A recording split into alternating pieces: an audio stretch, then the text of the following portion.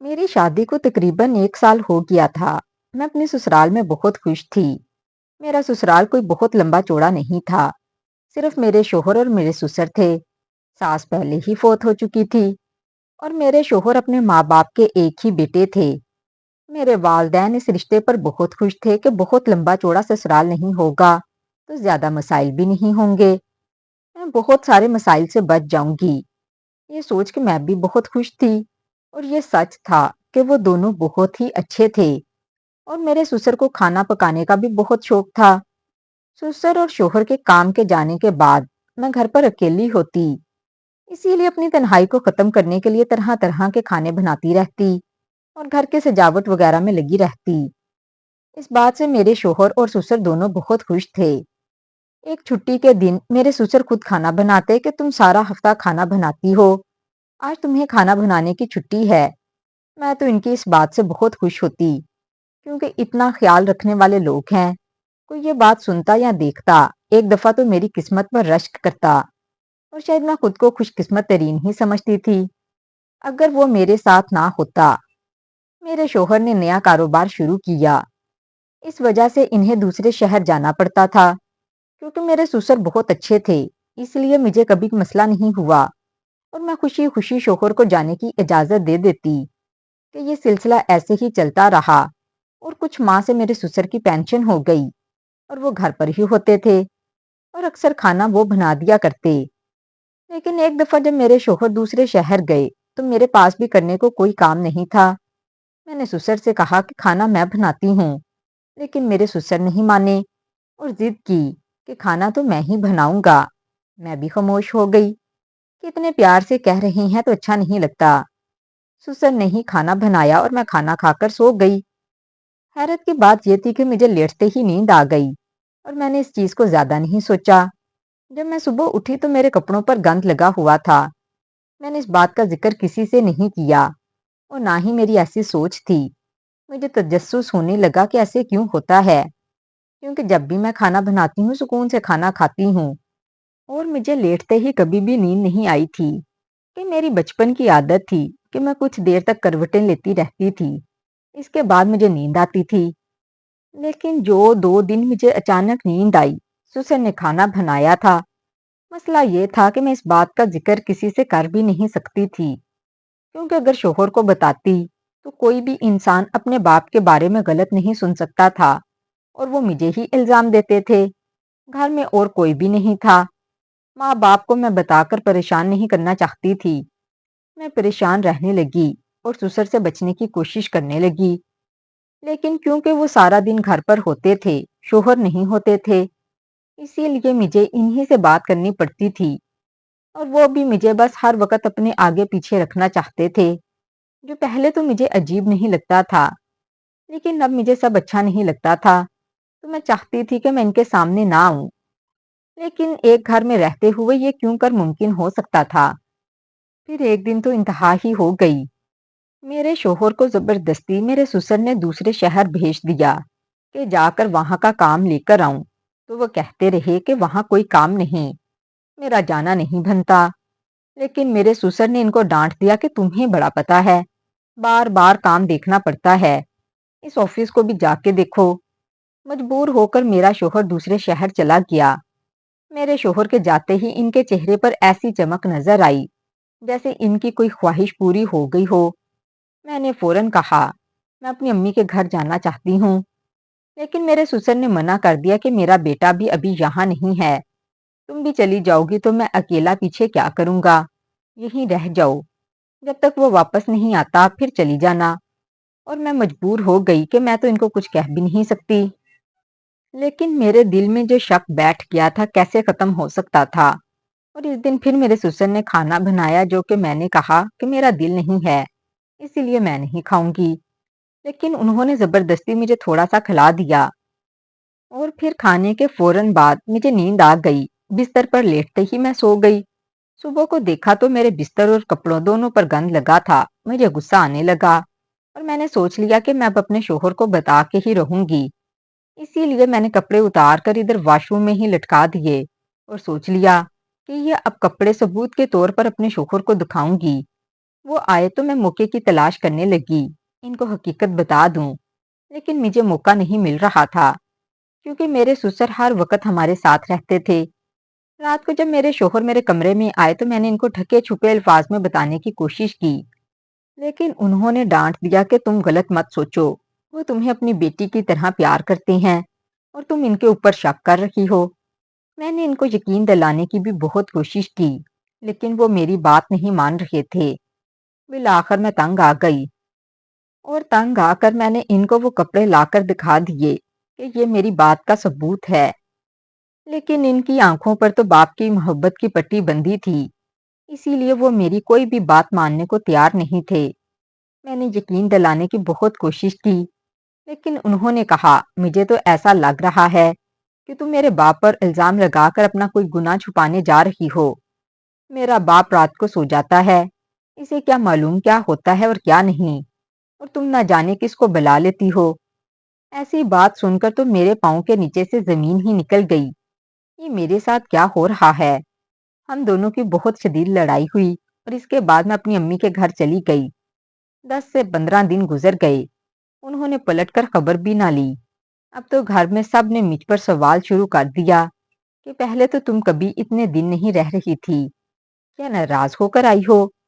اب میں ان کو کیا بتاتی کہ میرے ساتھ کیا ہوا ہے؟ غلط بھی میرے ساتھ ہی ہوا اور میرے شوہر نے میرا یقین بھی نہیں کیا، لیکن میں ان سب کو پریشان نہیں کرنا چاہتی تھی، اسی لیے خاموش تھی۔ میں دیکھنا چاہتی تھی کہ اب کون سا کھیل کھیلا جائے گا، کون سا کھیل میری زندگی میرے ساتھ کھیلے گی۔ اور کچھ دن گزرنے کے بعد میرے سسر مجھے لینے کے لیے آ گئے کہ بیٹا اتنے دن ہو گئے ہیں، ابھی تم گھر نہیں آئی، اسی لیے میں تمہیں لینے آیا ہوں۔ گھر خالی خالی لگ رہا ہے۔ ان کے اس محبت پر میرے گھر والے بہت خوش ہوئے، لیکن میں تو ان کے ساتھ نہیں جانا چاہتی تھی کیونکہ میں تو ناراض ان کے بیٹے سے ہو کر آئی تھی۔ میرے سسر کو بھی شاید معلوم تھا کہ ہماری لڑائی ہوئی ہے، اسی لیے انہوں نے مجھ سے کہا کہ بیٹا جو بھی مسئلہ ہے دونوں بیٹھ کر حل کر لینا، اتنا ناراض ہو کر بیٹھ جانا مسئلے کا حل نہیں۔ وہ سمجھاتے مجھے اپنے ساتھ لے گئے۔ میں مجبور تھی کہ والدین کو کچھ بھی نہیں بتا سکتی تھی، اسی لیے مجھے ان کے ساتھ جانا پڑا۔ گھر واپس آ گئی، لیکن میرے شوہر کا موڈ ٹھیک نہیں ہوا۔ انہوں نے مجھے جتا دیا کہ جس سسر پر تم الزام لگا رہی تھی وہی تمہیں گھر واپس لائی ہیں، ورنہ میں تو تمہیں کبھی گھر واپس نہیں لے کر آنا چاہتا تھا۔ میری کوئی غلطی نہ ہوتے ہوئے بھی صرف گھر کو بچانے کے لیے ان سے معافی مانگی اور بہت مشکل سے سب کچھ ٹھیک ہوا۔ اب میں خاموش رہنے لگی اور اپنے شوہر سے کوئی بھی بات نہیں کرتی تھی، لیکن میرے سسر کی تو وہی روٹین تھی۔ وہ شوق سے کھانا پکاتے اور اکثر اس کا کھانا کھانے کے بعد مجھے نیند آ جاتی۔ یہ جو کچھ بھی تھا مجھے سمجھ نہیں آتی تھی کہ میں کیا کروں۔ میں جتنی بھی کوشش کر لیتی مجھے نیند آ ہی جاتی تھی۔ میں کسی سے بات نہیں کر سکتی تھی، مجھے کچھ سمجھ نہیں آتی تھی۔ زندگی تو عجیب تر ہوتی چلی جا رہی تھی اور جیسا میں نے کبھی سوچا بھی نہیں تھا میری زندگی ویسی ہی ہو گئی تھی۔ مجھے اپنے آپ سے اب گھن آنے لگی تھی کہ میں کیا تھی اور کیا بن بیٹھی۔ زندگی ویسے ہی گزر رہی تھی۔ میرے سسر کو بھی میری عادت کا اندازہ ہو گیا تھا، اسی لیے اب وہ مجھ سے زیادہ بات نہیں کرتے تھے، لیکن کھانا بنانے کا سلسلہ اسی طرح جاری تھا۔ حق اور سچ تو یہ تھا کہ میرے سسر کے ہاتھ میں بہت ذائقہ تھا۔ جو بھی ایک دفعہ سسر کے ہاتھ کا کھانا کھا لیتا وہ ان کا گریدہ ہو جاتا، لیکن مجھے تو اب ان کے کھانے سے گھن آتی تھی۔ زندہ رہنے کے لیے کھانا کھانا پڑتا ہے۔ 3 بندوں کے گھر میں اب اپنے لیے الگ بھی کھانا نہیں بنا سکتی تھی، لیکن کہتے ہیں نا، جب انسان بالکل بے بس ہو جاتا ہے تو اللہ پاک وہاں سے رستہ دکھاتا ہے جہاں سے انسان سوچ بھی نہیں سکتا۔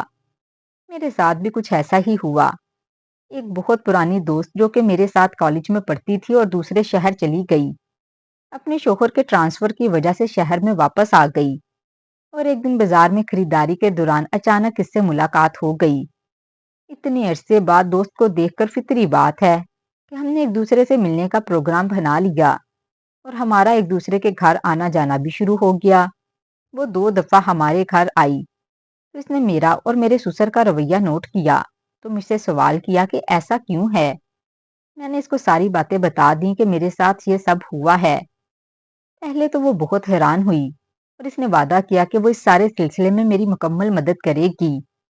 ایک دن جب میرا شوہر ہمیشہ کی طرح ایک دوسرے شہر گیا، میرے سسر نے کھانا بنایا تو میں نے کھانا کھانے کے ساتھ ہی تھوڑا سا کھانا اپنی پلیٹ سے نکال کر چھپا دیا، اور دوسرے دن وہی ہوا جو میرے ساتھ ہمیشہ ہوتا تھا، لیکن میں نے وہ کھانا اپنی دوست کو دے دیا کیونکہ اس کا شوہر ایک سائنسدان تھا، اسی لیے وہ کھانا لیبارٹری میں ٹیسٹ کرنے کے لیے لے گیا۔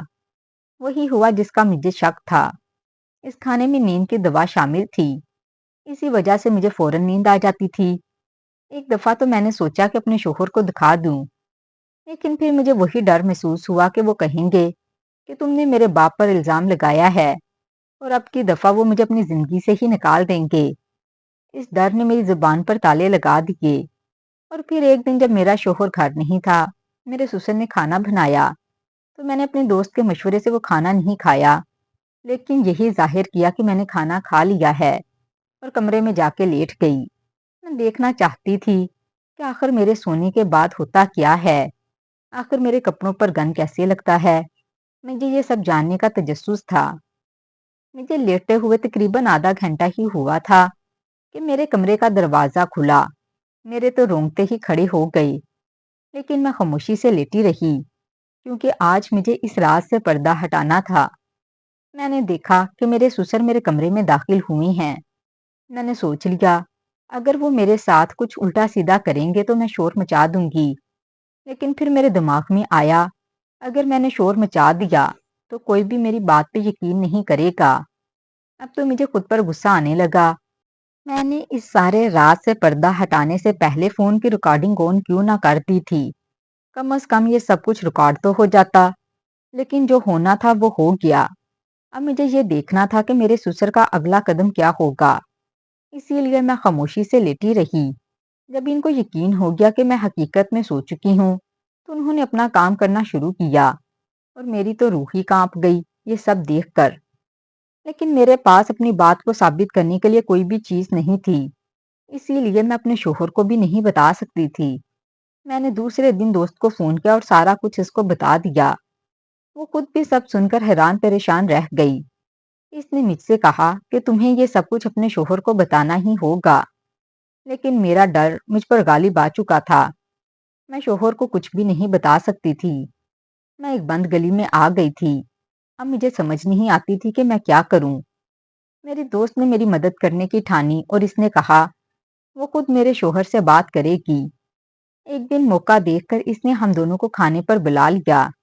میرے شوہر سے بات شروع کی تو بات سن کر میرے شوہر ہتھے سے اکھڑ گئے۔ میرے شوہر اس سے ناراض ہو گئے، لیکن جب اس نے آرام سے کہا کہ دیکھیں آپ اس بات کو جان لیں، اگر میری بات غلط ہے تو بے شک آپ اسے چھوڑ دیجئے گا، اور اگر یہ بات سچ ہوئی تو پھر آپ جو کرنا چاہیں کیجئے گا۔ میں نے اپنی پوری زندگی داؤ پر لگا دی تھی، اور اتنی بڑی شرط کے بعد میرا شوہر بھی راضی ہو گیا۔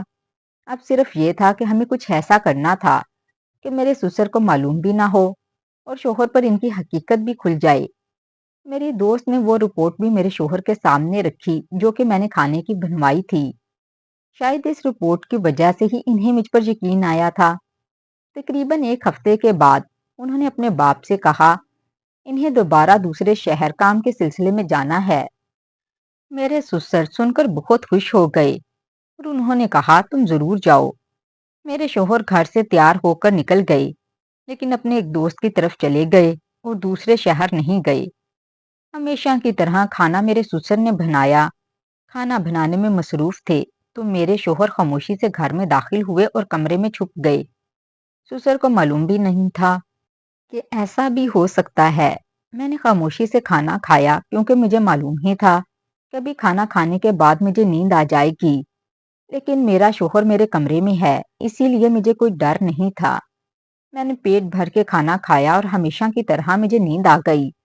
میں کمرے میں گئی اور شوہر کو بتایا کہ مجھے نیند آ رہی ہے، میں کھانا کھا چکی ہوں اور اب جو بھی کرنا ہے آپ نے کرنا ہے۔ میں تو بستر پر لیٹتے ہی سو گئی۔ مجھے نہیں معلوم کہ رات کیا ہوا، لیکن جب میں اگلی صبح کو اٹھی تو میرے سسر اور شوہر دونوں گھر پر موجود نہیں تھے۔ مجھے معلوم نہیں تھا کہ وہ کہاں گئے ہیں۔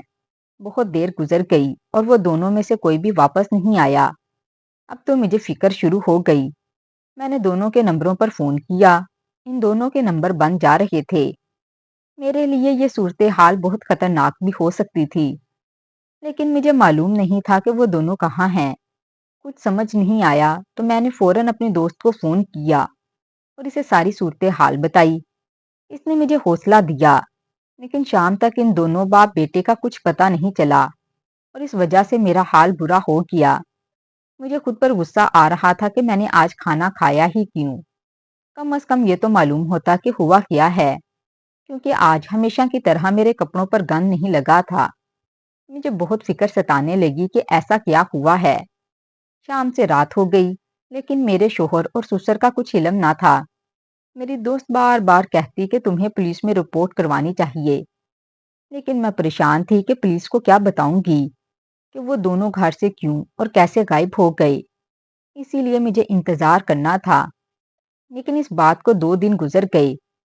میرے شوہر اور سسر کا کوئی اتا پتہ نہیں تھا۔ مجبوراً مجھے اپنے بھائی کو فون کر کے ساری صورتحال بتانا پڑی۔ میرے بھائی فوراً آ گئے اور جب انہیں ساری بات معلوم ہوئی تو انہوں نے مجھے شدید ڈانٹا کہ تمہیں یہ بات پہلے بتانا چاہیے تھی۔ ان کا کوئی دوست پولیس میں تھا۔ انہوں نے اس کو اعتماد میں لے کر اس کو ساری بات بتا دی۔ پولیس کے اپنے ذرائع ہوتے ہیں اور نہ جانے پولیس نے فون ٹریس کیا یا کوئی اور سراغ ڈھونڈا۔ لیکن رات کو میرے شوہر اور سسر دونوں آ گئے۔ میرے شوہر بے ہوش تھے اور سسر عجیب و غریب باتیں کر رہے تھے، جیسے ان کا دماغ ان کے کنٹرول میں نہ ہو۔ میں تو یہ صورتحال دیکھ کر بہت پریشان ہو گئی۔ بھائی نے مجھے دلاسا دیا، ان کو ابھی ڈاکٹر کے پاس لے کر جاتے ہیں تو ساری صورتحال معلوم ہو جائے گی۔ جب وہ ڈاکٹر کے پاس لے کر گئے تو معلوم ہوا کہ میرے شوہر کو تو بے ہوشی کی دوا دی گئی تھی اور پولیس تو اپنا کام کر کے واپس چلی گئی۔ لیکن اب مجھے تجسس ہوا کہ یہ سب کیسے ہوا اور کیوں ہوا۔ میں نے ان دونوں سے سیدھے سیدھے سوال کر لیے، یہ سب کیا تھا؟ تو میرے شوہر نے بتایا جیسا تم نے بتایا تھا ویسے ہی تمہارے سونے کے بعد کچھ دیر کے بعد کمرے میں داخل ہوئے ابو۔ ان کا عجیب سا حلیہ دیکھ کر مجھے خوف محسوس ہونے لگا اور جیسے ہی وہ تمہارے بستر کے قریب گئے مجھ سے برداشت نہیں ہوا۔ میں نے ان کو آواز دے دی۔ وہ میری بات سن کر پریشان ہو گئے اور اس سے پہلے کہ میں ان سے کچھ پوچھتا مجھے ایسا محسوس ہوا جیسے کمرے میں کوئی اور بھی ہو، اور اس سے پہلے کہ میں مڑ کر دیکھتا مجھے اپنی گردن پر سوئی چبھتی ہوئی محسوس ہوئی، اور اس کے بعد تو مجھے کچھ ہوش نہیں تھا۔ پھر سسر سے پوچھا کہ آپ ہی بتائیں یہ سب کیا سلسلہ ہے، کیونکہ اب کہانی آپ کے ہاتھ میں ہے۔ انہوں نے مجھے بتایا بیٹا مجھے خود معلوم نہیں کہ میرے ساتھ ہو کیا رہا ہے، صرف ایسا ہوا کہ تمہاری اور میرے بیٹے کی کوئی اولاد نہیں تھی اور شادی کو 2 سال ہونے والے ہیں، ابھی تک تمہاری کوئی اولاد نہیں۔ پر میں کوئی عورت تو ہوں نہیں جو اس موضوع پر تم سے بات کرے۔ میں نے ایک دفعہ دوستوں میں بیٹھے ہوئے اس بات کا ذکر کیا تو میرے دوست نے بتایا کہ کوئی ڈاکٹر ہے جو کہ عامل بھی ہے، اور ان سے اگر تم دوائی لے کر اپنی بہو کو دو گے تو اس کی اولاد ہو جائے گی۔ میں تو بس اولاد کی خاطر اس آدمی کے پاس گیا تھا اور جس طرح وہ کہتا رہا میں کرتا رہا کہ نیند کی دوائی کھانے میں ملا دیا کرو، اور اس کے بعد وہ مجھے مختلف عمل بتاتا رہا تو میں کرتا رہا۔ کبھی تمہارے اوپر سے گھما کر تمہارے ہاتھوں سے مرغی ذبح کروائی جاتی تو کبھی کبوتر، کیونکہ تم تو بے ہوش ہوتی تھی تو تمہارا ہاتھ پکڑ کر یہ کام میں خود ہی کرتا تھا۔ وہ جو عجیب و غریب چیزیں مجھے بتاتا رہا میں بھی اپنی اولاد کی خواہش کی خاطر خوشی خوشی کرتا رہا۔ کبھی کبھار تو مجھے محسوس ہوتا کہ میرا دماغ کسی کے کنٹرول میں ہے اور میں وہ سب نہیں کرنا چاہتا، لیکن پھر بھی مجھ سے خود بخود سب ہوتا چلا جا رہا ہے۔ اور جس رات میرے بیٹے نے مجھے آواز دی اس رات آخری عمل تھا، لیکن میرے بیٹے نے جیسے ہی مجھے آواز دی میں واپس پلٹا اور اس کے بعد مجھے ایسے لگا جیسے میرا دماغ کسی کے قابو میں چلا گیا ہو، اور اب اس کے بعد مجھے کچھ یاد نہیں۔ لیکن اب ہمارے ہر سوال کا جواب اس ڈاکٹر کے پاس تھا، اسی لیے میں نے اپنے سسر اور شوہر کو لے کر اس ڈاکٹر کے پاس چلی گئی۔ میرے بھائی نے فوراً اپنے پولیس والے دوست کو بھی اس سارے معاملے کی اطلاع دے دی اور پولیس بھی پہنچ گئی۔ جب پولیس نے اس کو گرفتار کیا تو اس نے بتایا کہ وہ حقیقت میں صرف کالے جادو کا ماہر ہے۔ ڈاکٹر کا ناٹک اس لیے کرتا ہے کہ پڑھے لکھے لوگ جادوگروں کے پاس نہیں آتے، اور جس رات میرے شوہر میرے کمرے میں تھا آخری عمل تھا، وہ خود کمرے میں بھی موجود تھا۔ اس نے بتایا کہ آخری عمل سے میری روح اس کے قبضے میں چلی جانی تھی اور میری جو بھی اولاد ہوتی وہ اسی کے قبضے میں ہوتی۔ لیکن شاید میری اور میرے شوہر کی نیت صاف تھی، اسی لیے اللہ نے آخری لمحات میں مدد کی اور ہم اتنے بڑے مسئلے سے بچ گئے۔ میرے سسر اور شوہر کو وہ اپنے ساتھ لے کر گیا، ان کی قربانی دینا تھی تاکہ جو عمل ادھورا رہ گیا ہے اس کو ٹھیک کیا جا سکے۔